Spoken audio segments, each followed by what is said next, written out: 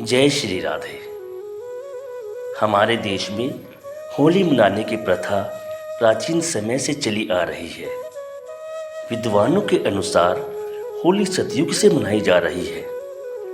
होली का आरंभ सतयुग में भगवान विष्णु के नरसिंह अवतार के समय हुआ था।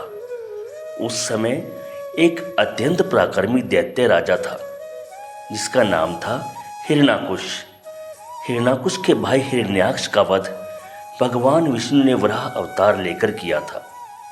इस कारण हिरण्याकुश उन्हें अपना दुश्मन मानता था।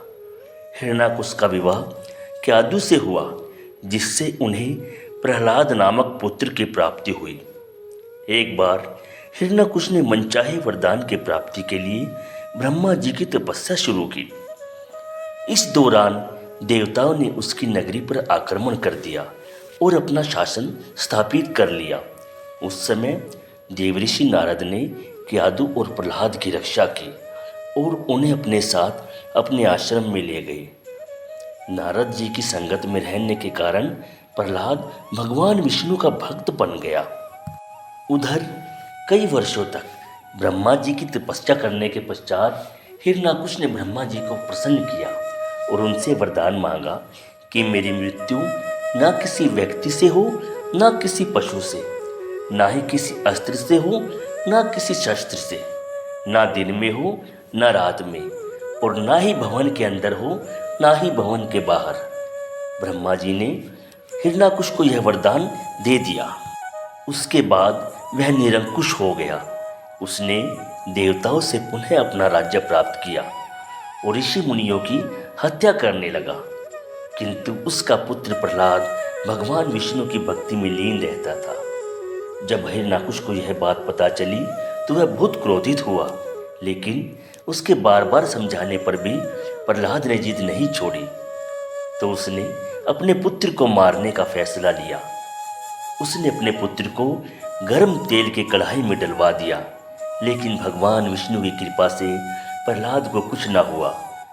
हिरण्याकुश ने प्रहलाद को पहाड़ से नीचे गिरवा दिया, लेकिन फिर भी उसे नहीं मार पाया।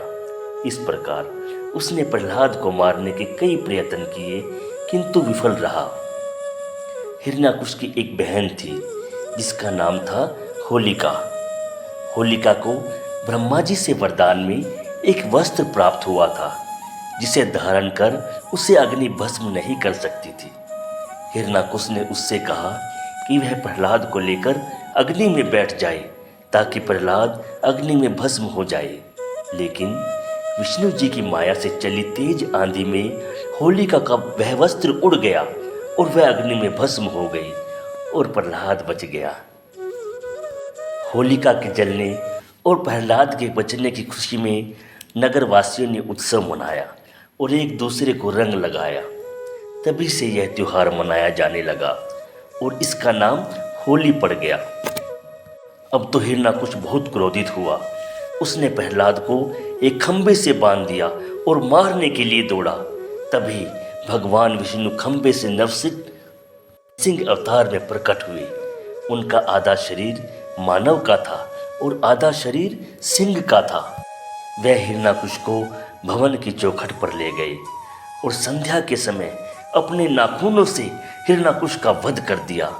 इस प्रकार ब्रह्मा जी के वरदान का मान रखते हुए उन्होंने हिरण्याकुश का संहार किया। तभी से होली की यह प्रथा चली आ रही है।